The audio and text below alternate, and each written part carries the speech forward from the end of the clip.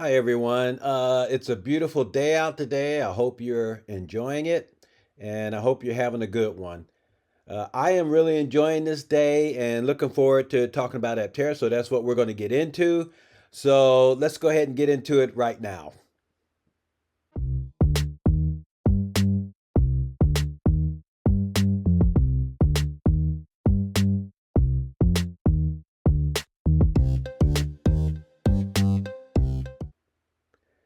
Welcome back to my channel. It's good to have everybody here. Thank you so much for joining Free Power. Yes, we're going to get into Aptera again. This time we're going to talk about some of the changes that they made on the inside and some of the things that they've completed. So let's go ahead and let's take a look at the video that they came out when they finally showed the Artemis. And of course, Steve McCannon and Steve Fambro are actually talking about it. So let's look at that and we're going to take a look at some of the changes that they made and some of the things that they actually finished, how it's working and how it's looking. So let's get into this video. Let's check this out.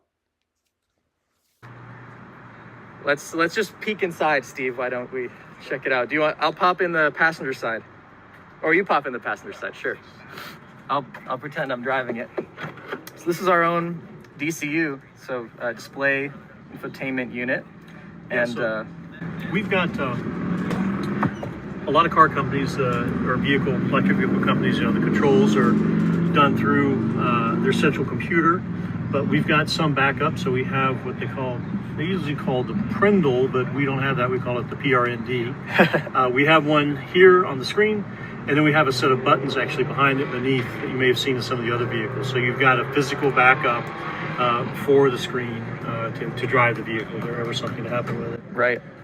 We've got our production glass solar on the dash. We've got our production glass roof on the top. Yep. So those are made from production dies, and it's really, just look how beautiful it fits. It's just perfect. Yeah, it's perfect. So what Steve is actually talking about, the PRND, that's the controls to actually control the vehicle, whether you put it in park or reverse, neutral, or drive. That's the PRND. That's how you drive the vehicle, whether you want to go forward or backward, or you just want to put it in neutral. So these are the controls that he is actually talking about. And I actually talked about this in another video. What if your UI, something goes wrong with it and you can't see it? And when that happens, you have no control over your vehicle. So what he did was they actually put buttons underneath it. They put buttons underneath it so you can still control it. Now, in this picture here, you get a small glimpse of it. I'm going to blow it up. Let me blow that up for you. So there, you got a better look at it. I mean, it's still kind of hard to see. Let me see if I can't make that a little clearer. I actually have another picture. Hold on. So here I took a closer picture of that. It's still kind of hard to see, so I'm going to blow that up. And so you can actually see the PRND. It's still kind of fuzzy, but Chris actually shows us in the video where he was talking about the Aptera. He shows that to us. And there you can see it. There's a much clearer picture of it right there. And so there's a better picture of it. You can see the PRND. I actually took a closer picture of it. And there. So even if your UI goes out, you can still control the car. You have some physical buttons you can push. There's the P for park, R for reverse, N for neutral, D for drive, and you can still drive your vehicle. So I think that was really ingenious for them to do that. If you have a screen like that, you should have some type of physical buttons where you can control the vehicle. I think that's just a super plus on their part for them to put that in there.